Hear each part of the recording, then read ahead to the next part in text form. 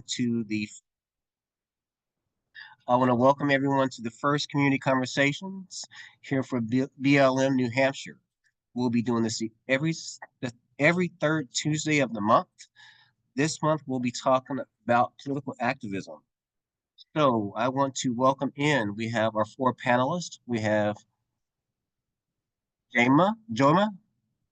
Said I was gonna mess up your name. I'm Yeah, so sorry. Joma. Joma, Yeah. Joma, Carrie, Emmett, and Julianne.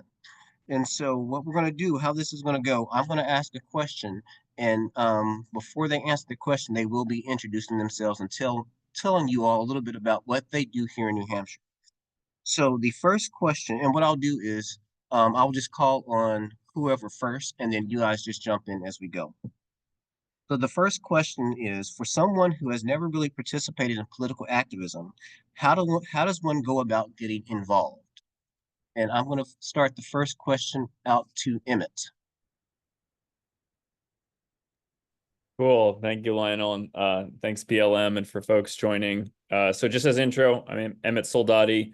I hail from Somersworth. I own the Teetotaler Cafe in Concord and Dover. Other than a business, we do a lot of LGBTQ activism and programming. I have run for office recently for the Executive Council and do a lot of general work around a couple issues, not only LGBTQ and like pushing back against hate organizing in the state, but also a lot of recovery and harm reduction focused advocacy. I do think that getting consumed by what's happening in Washington, regardless of which party is occupying it, can feel like a lot for people that are new to the space. And I would highly dissuade people from seeing that as their initial vantage point, because it's in general a little bit toxic. I have always been a local first person. I started organizing to save a school building in my hometown, and it was successful at first, and the building is still standing. And that really put me in touch with what it sort of takes, like what sort of the levers of power that exist that we might not be aware of, from our city councils and school boards to planning boards. And then like thinking about where some of those decisions upstream might have come from. So I always would recommend getting involved locally with your local select board, because it like really matters to people, and it's issues that you can then communicate to anyone regardless of ideology or position you think they might have or that they do have. Julianne, you want to chime in? Sure. Hi, everyone. I'm Julianne Gadori. I'm the executive director at 603 Forward and the Forward Foundation. I live in Concord. I have two teenagers. Feel like that's enough that I have to say right now for my bio. And thinking of Emmett talking about his first experience in saving a school building and knowing about what you call the levers of power and organizing work. So I think people think about political activism only as speaking up against something or bringing people together or, posting on Facebook, or a lot of times it feels like it has like a negative connotation, like this angry, like you're fighting back against something. But because I'm friends with Emmett, I know that he also like brings a lot of joy to it, and a lot of like his political activism and political activism in general is around that organizing and bringing people together. So it's how do you bring people together to have conversations, celebrate, get together around values and things that are important to you, educating other people. And sometimes it's having everyone share their values and just be it like hang out, have a party, have a picnic, like a barbecue, and like be together and then talk a little bit about what's important. And I know that that's what's important in local communities.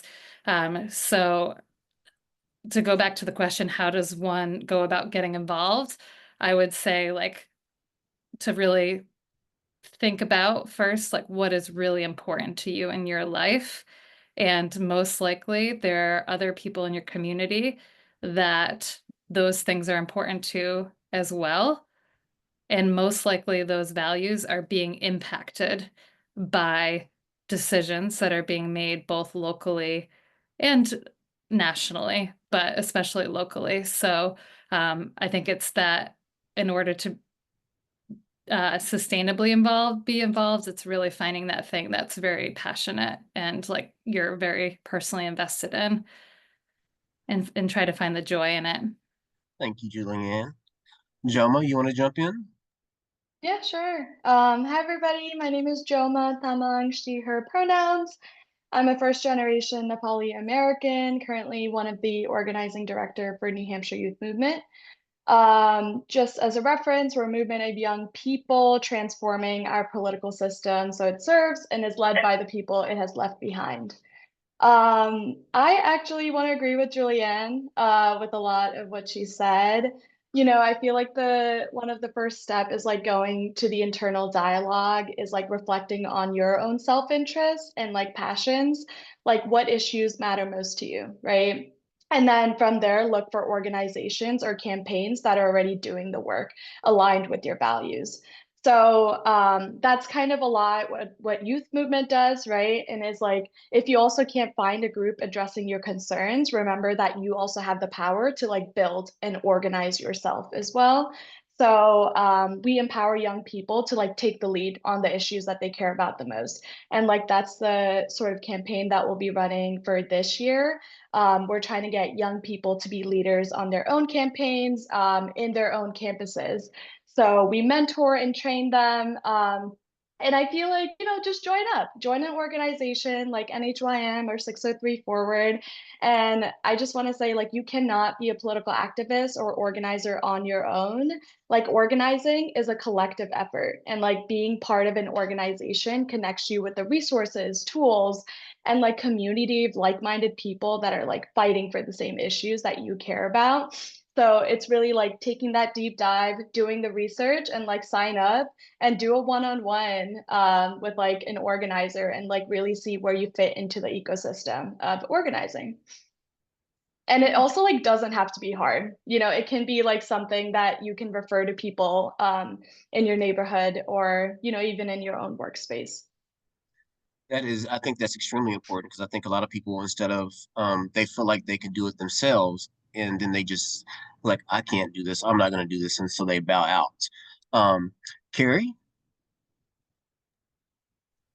Hi, thanks for having me. Thank you for asking the question. My name's Carrie. I am living in Barrington. I'm a mom of three girls, from teenager all the way to middle school.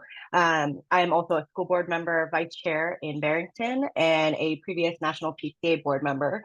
And so honestly, I think people tend to think that getting involved has to mean this huge public, monumental, life-changing decision and commitment, when in reality, getting involved and learning and growing as a human can be anything, any small thing, just something more than you're doing now. I think there's this measure or bar of progress that people think, well, if I'm not doing something that ends up on the cover of Life magazine, then I'm not making an impact. When truly, really, progress is measured by all and any small incremental movement forward, as long as you are continuing to keep moving forward. And that's the most important thing, is that you keep going, and that you keep that interest and that fire inside of you to make the world a better place. And that can be on a national level or at a local level. I think locally is probably, as the other speakers have said, probably the best way to start, but there are a lot of amazing ways to do that, just as simple as just volunteering or going to meetings. That's how I started with my journey. I certainly didn't wake up one day and say, I want to run for public office. I just was volunteering in my kids' schools and then wanted to go to a school board meeting because I didn't know what they did. And that sparked an interest that has led it for a multi-year long journey. So it's not, it doesn't have to be so monumental. It's just any small thing. so it sounds like basically, just kind of being in the room is political activism. You know, showing up to school board meetings, showing up to your local select men and select select women meetings, your town meetings.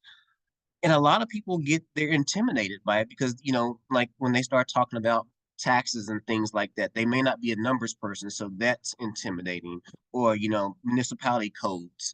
So to someone who is standing on the outside of that door, let's say there's a school board meeting getting ready to happen, and there's somebody standing on the outside of the school board meeting, and they want to go in and voice their opinion, but they're afraid to do that. What inspiration can you say to them and say, you know what, just do it? Because we can say to someone, you can make a difference by voicing your opinion or whatever, but what's the push to get them through that doorway to become an activist?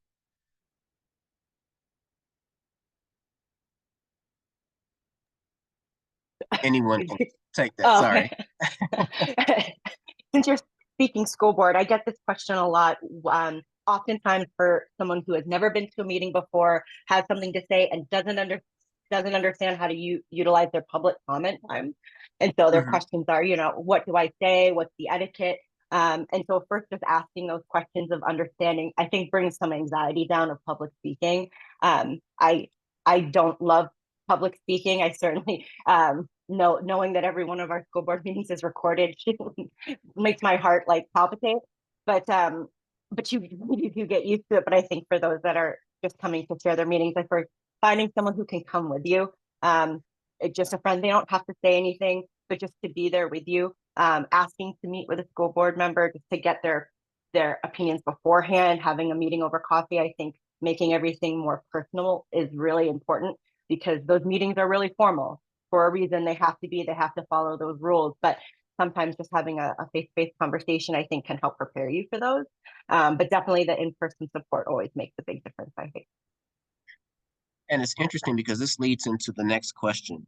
Um, and it's, can you please explain the importance of participating not in just the national election, but the importance of local elections? Example, school board. As we've seen the last couple of years, school board members have been under fire. And our children, when it comes to what they're being taught in schools, there's people out there that are trying to eliminate a lot of just the history and things that we need to know about. So can you all please talk about how important it is to maybe start at the local level? And if you have aspirations to get to the national level, that is all good, but you need to start at the grassroots level. Anybody want to take on that?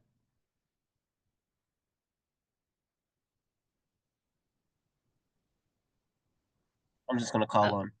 There she I'll goes. I'll add. I'm going to add to the previous question, and then I'll go to that. So, I think you were asking about previously about like, you know, why you should speak up if you are going to say you're not even an elected person. You're not even serving on a community. You're not even like just going and listening, like you said, is a great like way to get comfortable and get knowledgeable about what different like committees and offices and groups do.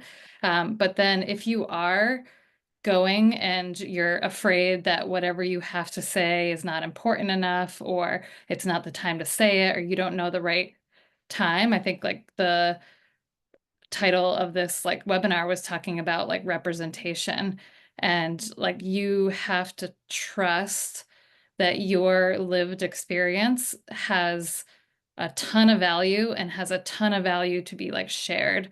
And whatever your lived experiences, whether through your identity, your personal, like where you things you've done in life, where you work, your children, all of that has value. And often the people who are sitting in those positions, who are on the committees, are having these like internal conversations with each other where like they might be battling it out, they may be trying to make decisions, and you giving your experience, talking about how this is going to impact you personally, impact your kids, your loved ones, your, you know, where you can live, how it's going to affect your access to healthcare, things like that, is might help someone on that committee who's trying to make that point. So it's really important. Again, you can serve on the committee, you can be the select board person, you can be the elected official, but also just like showing up is really important. And I would say for local elections, 603 Forward does a lot of work to try to train people to give you the tools to, if you want to run for a local position. And there are things to talk about, the things you're passionate about. Again, there are things, you can go to your town's website and see all of the committees that are, that your town has. There's select board, which is the, the city government. There's planning boards, zoning boards, if you care about what kind of housing and where is happening in your community and who gets to be in that housing. If you care about education but don't want to be on the school board, the library trustee is a great role, because they're talking about things like what kind of books are allowed to be shared and what kind of information can be shared. There's conservation commissions and heritage commissions. There's so many different positions that, again, those locally is going to impact the people in the community that you live in. And to bring it back out to a large scale, I always try to think it's not just the people who live there now. It's not just your family, your kids, and the people who live there now, but by helping to shape and be involved locally, you're creating the space for the people that you want to be able to live there in the future. So if you don't help create that space now, then, or create those rules, those understandings, then like other people might not move there in the future. Julianne, thank you for that, because I think it's important for people to understand how wide-ranging government is, especially local government, the conservation, housing and all that. I think people need to understand how it impacts them all. I want to come to Emmett next, because Emmett, I believe you're born and raised here in New Hampshire. And you can talk little bit about why you feel the need to love on the state that you were born and raised. Nobody, like someone said earlier, nobody wakes up in the morning and say, I'm going to be a political, I'm going to go into politics. Your whole life is plastered all over the place, but you have taken it on, because I think, just from me looking at you from the outside, is that I think you have a love for people and a love for New Hampshire. Can you speak to that a little bit? Yeah, I mean, I certainly have a love for both of those things. And as I said earlier, I'm like a local first guy. Like, you can only, at the end of the day, really impact what's happening on your street and your block. I do think, maybe to put a little bit of a finer point on it, given a change in administration, I really feel like locally, community is our only line of defense. It's our best line of defense, and ultimately it's our only line of defense. And just to give two examples, some people have probably heard me talk about these. One, my company was the target of some neo-Nazi organizing a couple of years ago.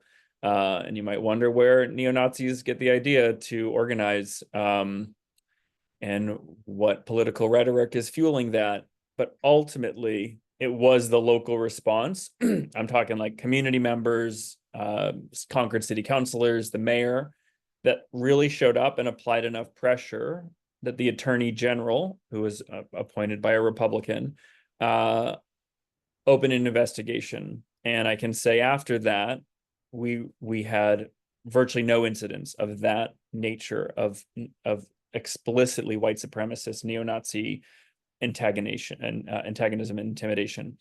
There's a lot more work to do, and so like that's one way in which I'm thinking about what's coming down. And even sort of more explicitly with some things that happened yesterday, I can remember 6 or 7 years ago, we had the ICE raids, the Immigration Customs Enforcement raids happening.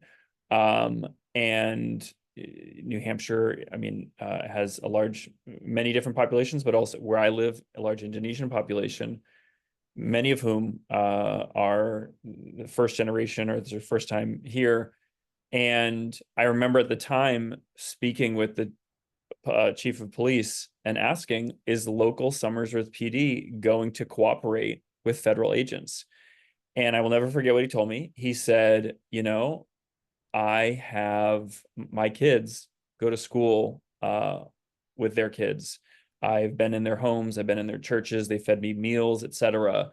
And it just sort of like dawned on me, as one example in that moment, of like, this chief of police, this police captain, could have been anybody else and taken any other position.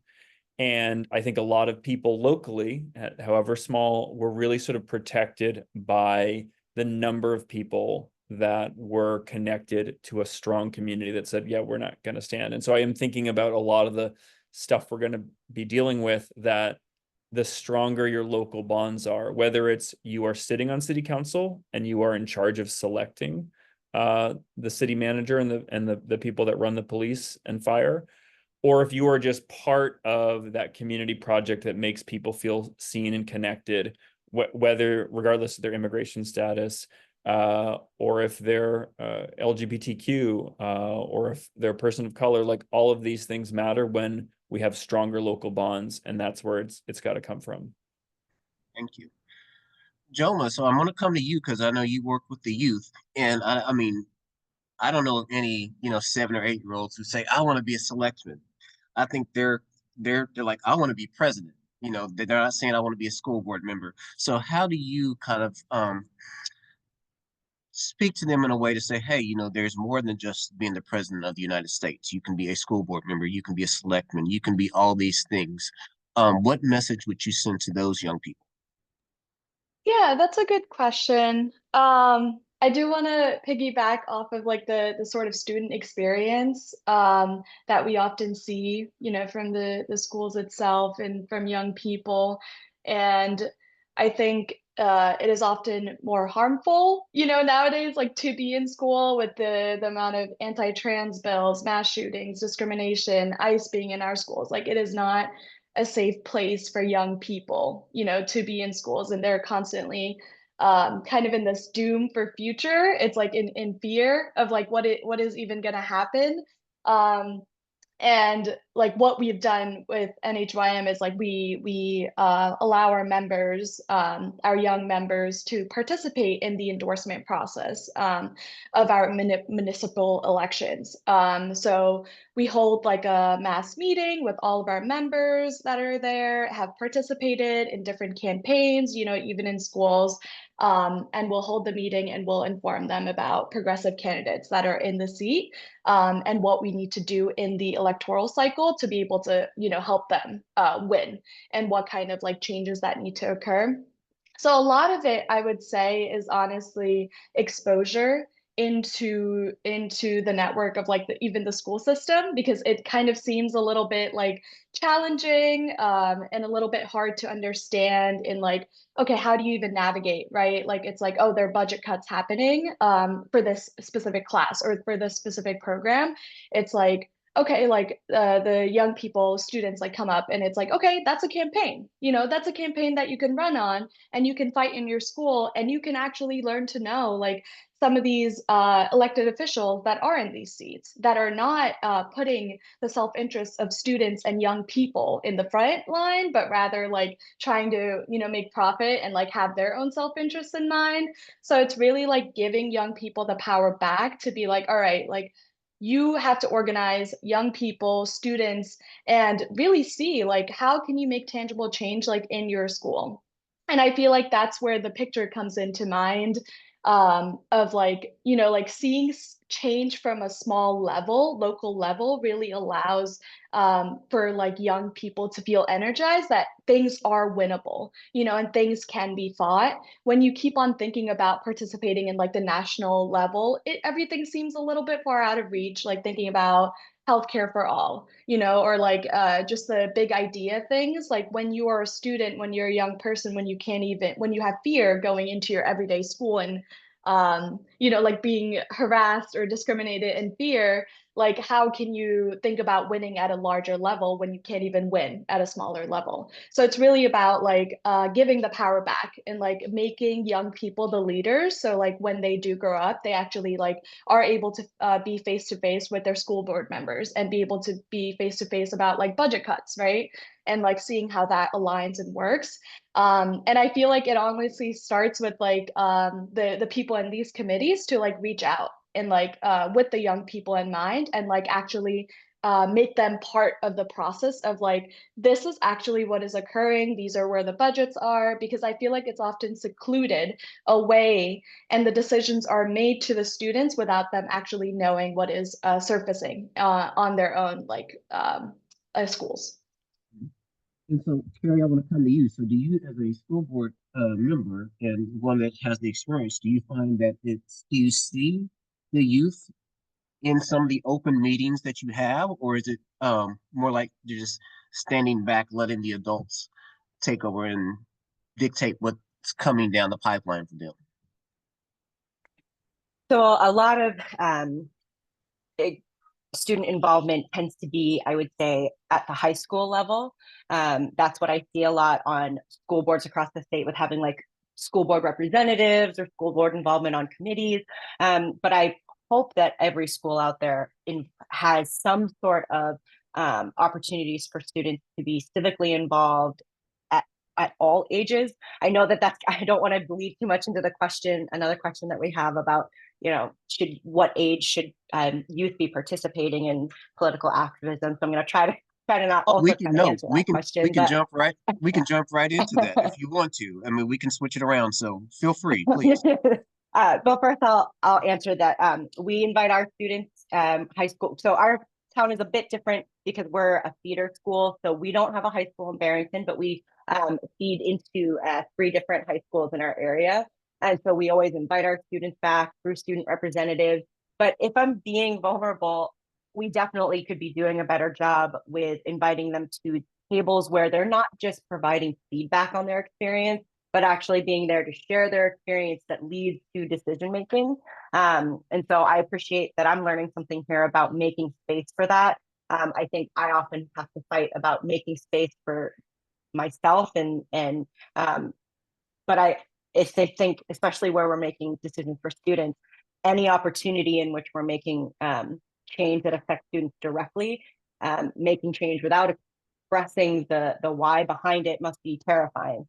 Especially like the recent concern that I have about the bill that's on the table for removing removing female menstrual items from schools, making schools actually have to fund those. I can't imagine why that's something that's being supported. But those are situations that are going to directly affect students, and we should be hearing from them.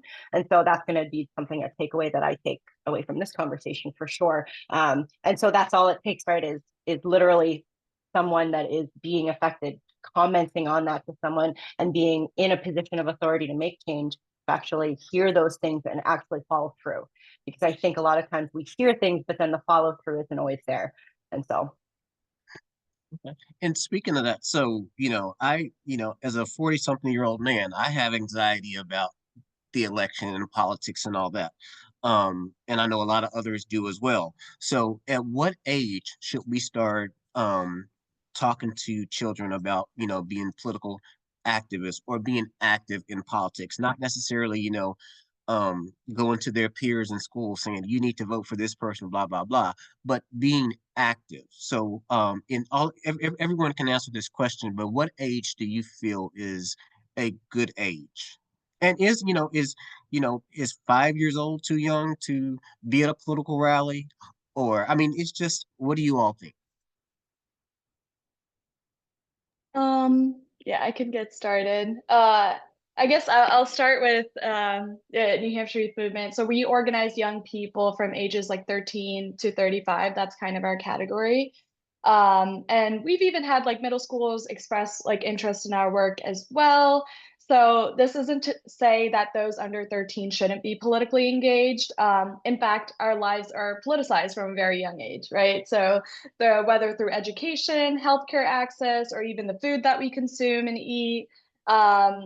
I guess I can tell you a little bit about my experience from a young age and kind of see the perspective in that. So I migrated from Nepal at the age of 8 and essentially grew up in a nonprofit that provided me with community, a community that offered safety and resources as an immigrant child, right? So for me, that experience was deeply political. I would say I was politicized even at that time and age, right? And like even as a young child at 8 years old, I was seeing the inequities of like everyone around me, of like the immigrant community, especially in Queens.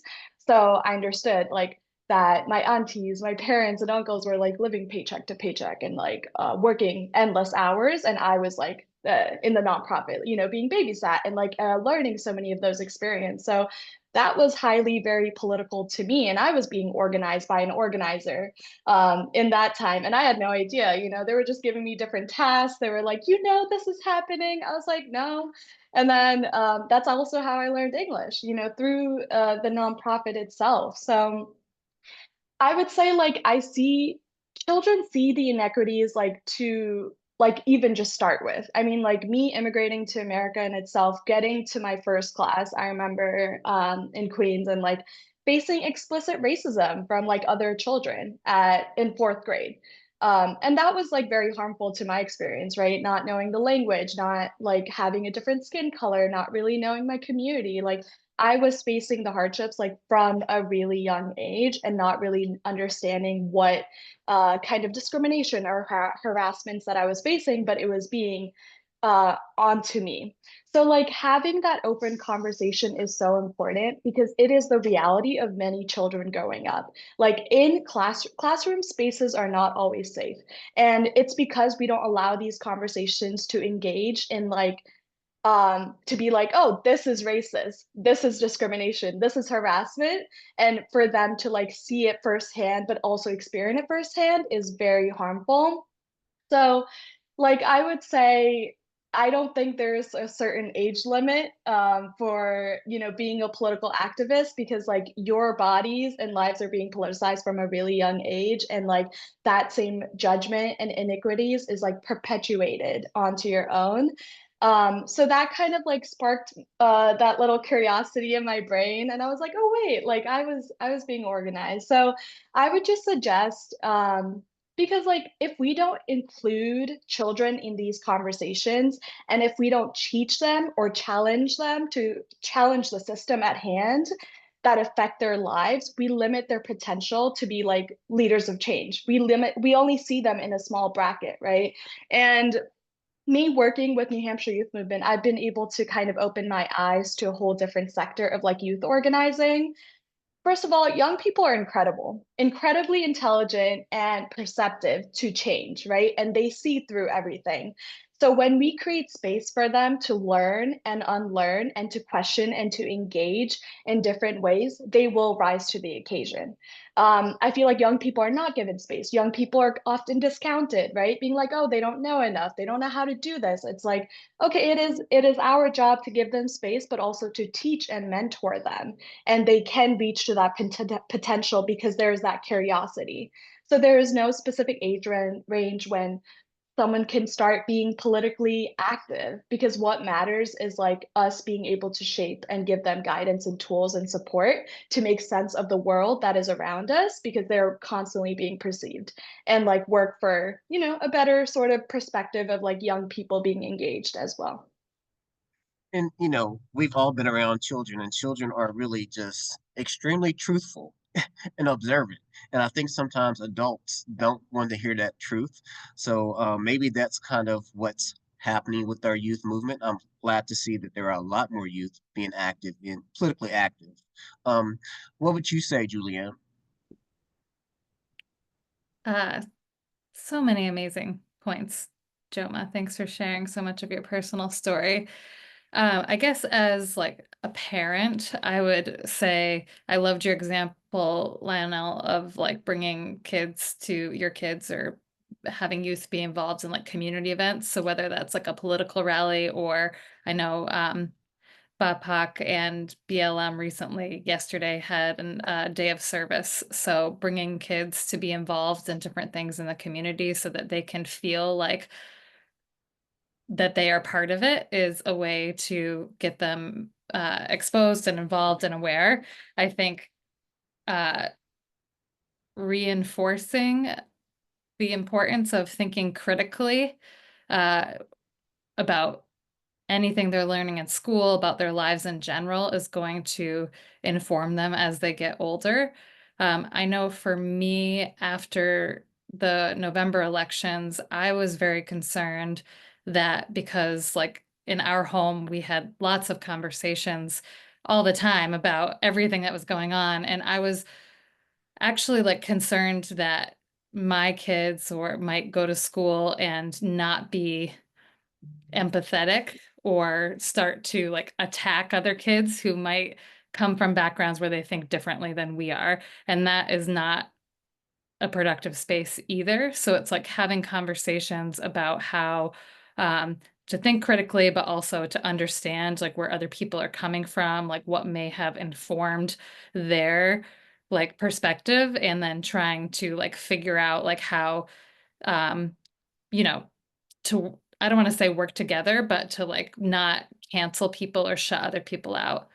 At the same time, I think it's like we can raise children who are going to stand up for what's right and have the tools, whether it's talking to you as a parent, talking to a community member, talking in church, to someone to like talk through, you know, what questions they might have when they do feel like something is an injustice or an inequity or something is happening to someone that they love, which could be a friend or a family member. So I think those are all ways that like we need to like, you know, raise critically engaged and thoughtful young people who are going to be able to, as they get older, understand those local decisions and national decisions that are impacting them, and then potentially be involved. Thank you, Julianne. I was hoping I could just jump in. Yes, please. That I think that any age is appropriate, because a child can experience discrimination at any age and at any scale. We're doing a disservice to them, again, at any age and any scale, by not preparing them for those types of conversations. And I think for the other parents in the group, or anyone else who's listening that's a parent, will understand that if you're not starting those conversations early, at appropriate scales, that you as a parent who knows them the best will know what's right for that conversation for your own children. But it just makes it harder when they're older. Your very first conversation about injustices that they're seeing, or how they're feeling about them, can't be when they're teenagers. It has, because they already don't want to talk very much when they're teenagers, or so, that sometimes can feel like. And so I think that their kids aren't made of glass. They're so much more aware. They're so hungry for information. They're much more observant than we give them credit for. And a lot of political activism, I know we're talking about things that are outside of your home, but when I think about the first things that I involved my children in with what I would probably call political activism, started at home. Started with conversations I was having at home, times where I was wrong by being vulnerable, where I made bad calls or I prejudged, and what did I do? How did I feel about that? And just sharing that vulnerable space, because oftentimes parents act as if they're perfect, but a lot of times just sharing those vulnerabilities is so key to open dialogue. And that you have to remember to, and I think what I'm struggling with the most is allowing my kids to have their own political opinion and identity, and making sure that those conversations that I'm having are respectful of that, because it will set your tone with your kids, or the kids in your life. It doesn't have to, you don't have to be a parent. Any child that is in your life, you are setting the groundwork for their relationship and viewpoint to politics now by the conversations you're having. I just know how exhausting and emotional the whole political process is. And I just, especially for adults. So when I look at the kids, I'm just like, okay, how do we approach this with the children? So with Emmett, as you traveling the state and doing the things that you were doing, did you find that there were a kind of a youth movement that you ran into while you're out on the trail, or was it more of an adult type of was more Well, interaction with adults? yeah, I mean, certainly when you get to partisan politics, it is an unfortunate feature. Maybe this is endemic to New Hampshire. Maybe it's unique to New Hampshire. I doubt it. That everyone in the room, I'm the youngest in most spaces, and I'm in my mid-30s. It is politics is an older crowd, and like everyone has already said, I don't think there really should be a lower limit, because if people are exposed to politics, you don't gain anything by silencing them or preventing them from participating. I do think a better question is, should there be an upper age limit? And I certainly think there should, and it's probably Yep. younger than people would think. With all due respect to our lovely elderly state reps that are fighting the good fight. Yeah, I just think there's too many old people that are just like holding power, staying in power, preventing opportunities to lift up new people, to cultivate it. And yeah, virtually every event I went to as a candidate, the average age must have been 60 in the room. And these are rooms full of 10 people to 100 people. And there is something there when, again, I was running for unique office.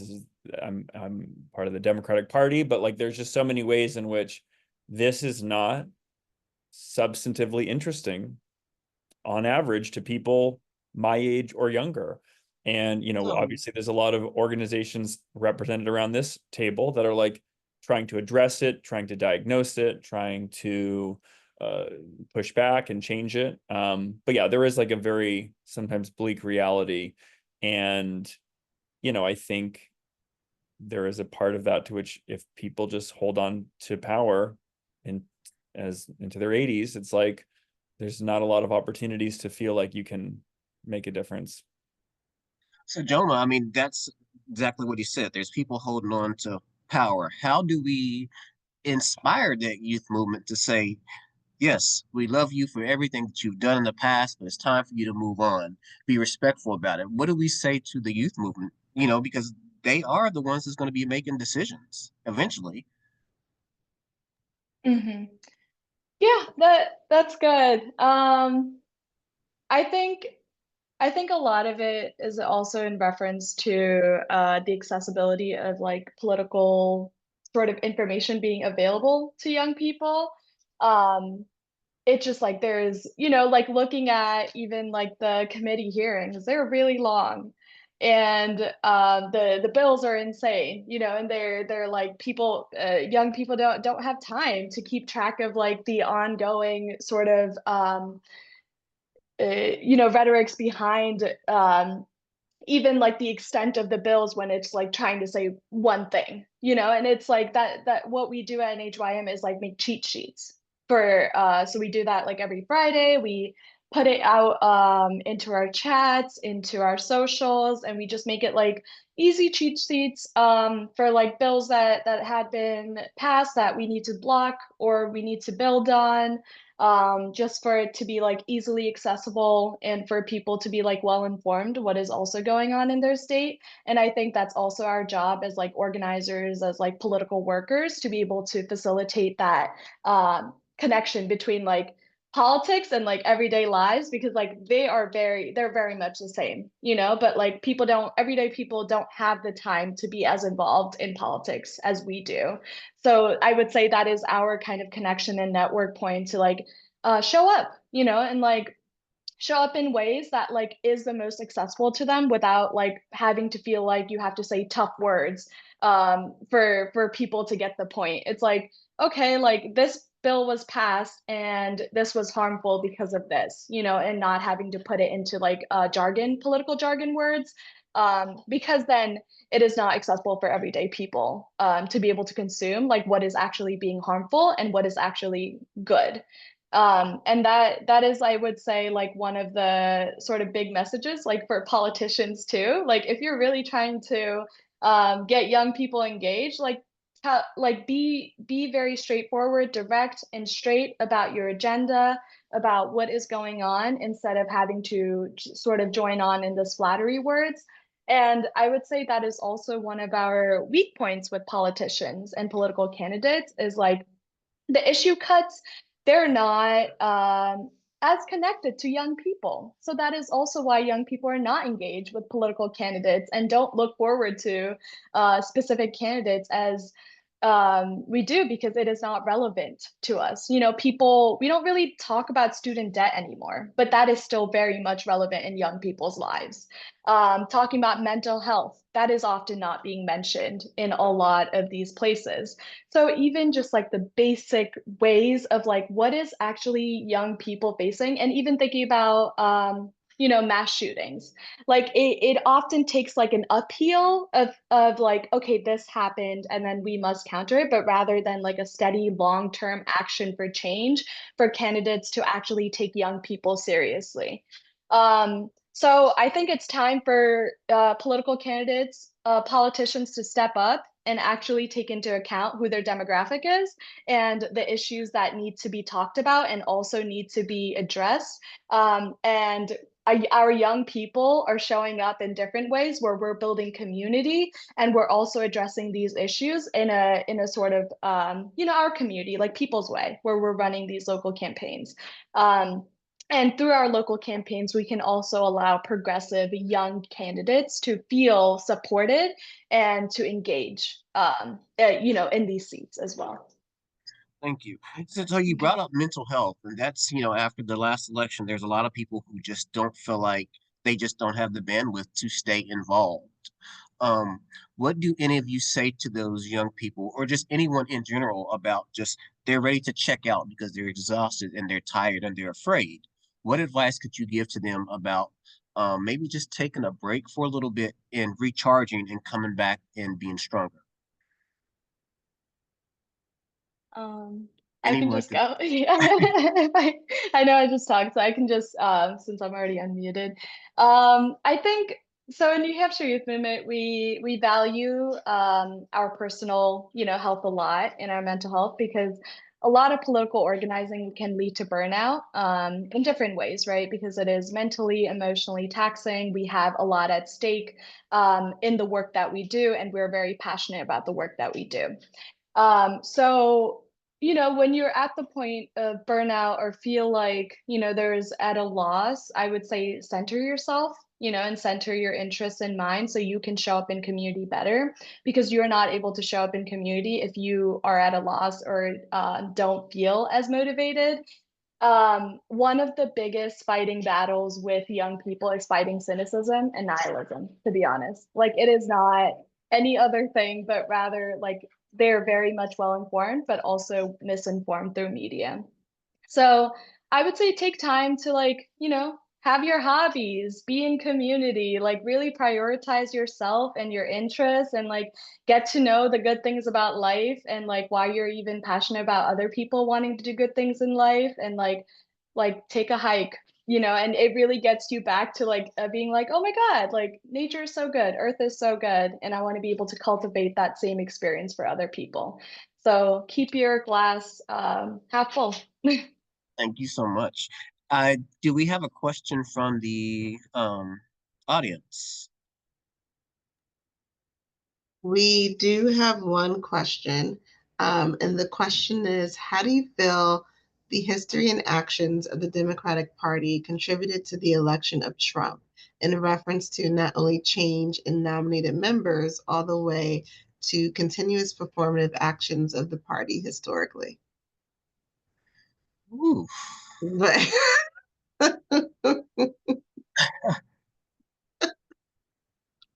yeah.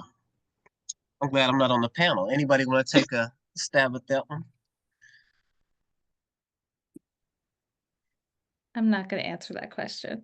I think to go back to what Joma said and a little bit to answer that question is I think that we, in order to really like preserve ourselves, to not burn out, and feels like a lot of the conversation around how we can move forward is that return to community and that return to bringing people into our circles, um, gathering around having conversations with neighbors, connecting with people who are going to bring you joy, do those things that bring you joy, but also like engage with people on activism, on things that you can do, and also like learning from other people, because I think having that, it seems like there's a lot of like national reflection and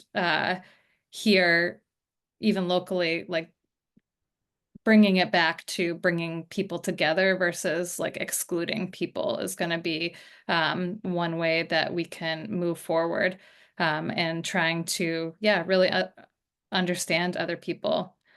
I think with the burnout too, it's like a little bit of deciding for yourself. Again, not everyone needs to run for president. Not everyone needs to be a state rep. Emmett one day will be on the executive council, and who else knows what else he'll do. But I think Yes. it's like, it might be like, you know what? Social media is stressing me out. I am getting too overwhelmed. I can't keep track of everything. I don't know what's happening at the state level in my town. So it might be like, okay, this one organization I'm going to listen to, and I'm going to only like, I'm going to read a recap of news sources once a day. And it's like not engaging on social media. It's kind of finding those, engagement points for you, but not thinking you have to do everything. Because if you're like constantly consuming everything, especially social media, it is going to be very like draining and toxic. So bringing it back to community, finding those joy things, and then like kind of giving yourself permission to engage at like whatever level it is that is going to keep you happy. And that kind of leads into our last question, because I think the burnout happened because, I will never apologize for my humanity. And I think it's come down to where politics and human rights have somehow, the lines have been blurred. So the question is, what is the difference between politics and human rights? Can anyone kind of take that on? Because I think there's a lot of people who feel like right now in politics, we're having to explain that we are human. Just because I love someone that looks, this, because I love differently doesn't mean that I'm not human. So can you guys kind of expound on that just a little bit?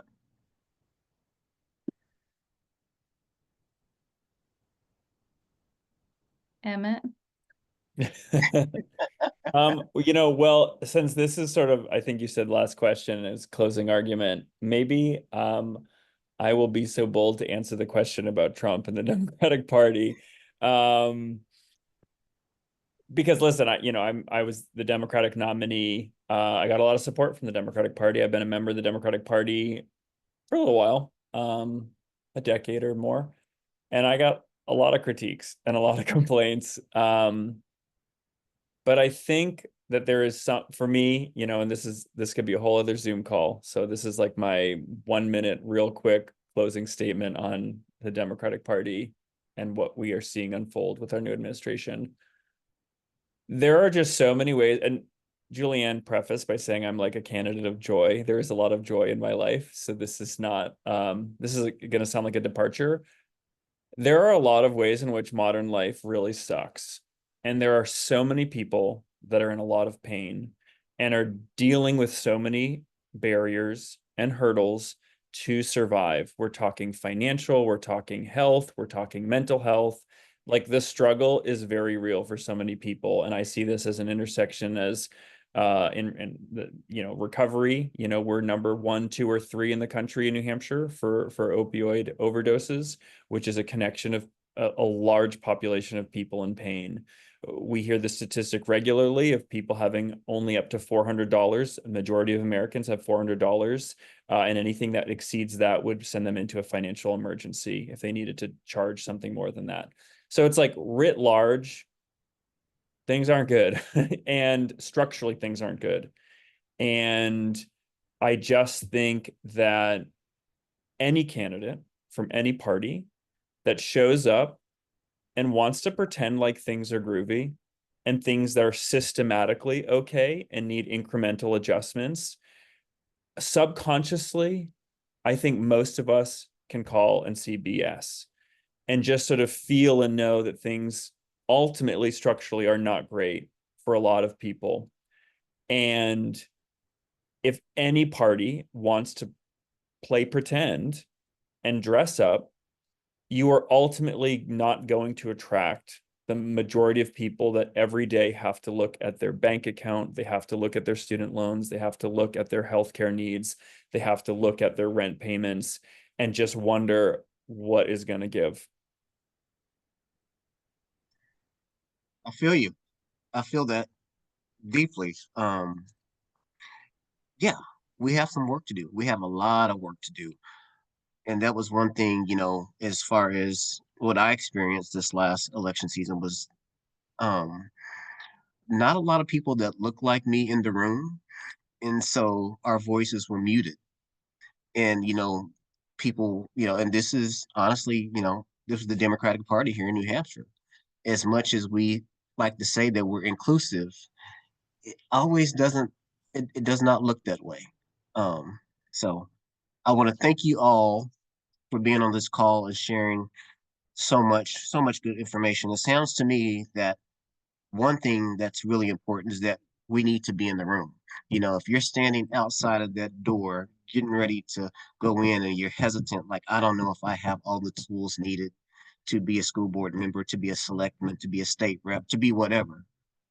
That's okay. Just walk through the door because there's going to be someone there that can help you with those tools. Take somebody with you. I'm not the best public speaker, but you know what? People have pushed me to jump into that space, and I've kind of picked and chose little tools from everyone to try to become a better public speaker. So I appreciate everything. What I want to do is everybody that's on the call, please, if you can, reach out to the youth and see if you can get those people, those young kids involved in community. Just like Gianna, just like JMO said, just like Carrie said, and Emmett said, we have to get those kids involved because they are the future. I now want to turn it over to Tanisha so she can talk about some of the upcoming BLM events. Thank you everyone for this amazing talk. It was so good. I got definitely some pieces in here that I'm definitely going to take with me, and I hope everyone else did. Just a couple of things. We do have these community conversations monthly. Our next one will be on February 18th, and we are talking about racial and social justice and having that voice in rural and suburban neighborhoods that are majority white, and how do we advocate and how do we use our voice and how do we again bring that inclusion into it. So we're going to have some great panelists for that. Please, if you haven't signed up for our maternal health conference, please do. That is on February 8th.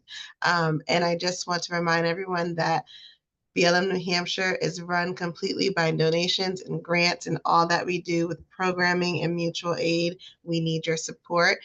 Please sign up on our website to be a monthly sustaining donor, or a one-time donation is great if you can. If not, be a volunteer, advocate, share our resources, share our events, and go forth. But thank you everyone for attending tonight. We appreciate everyone. Thank you so much. Have a good one. Thank you.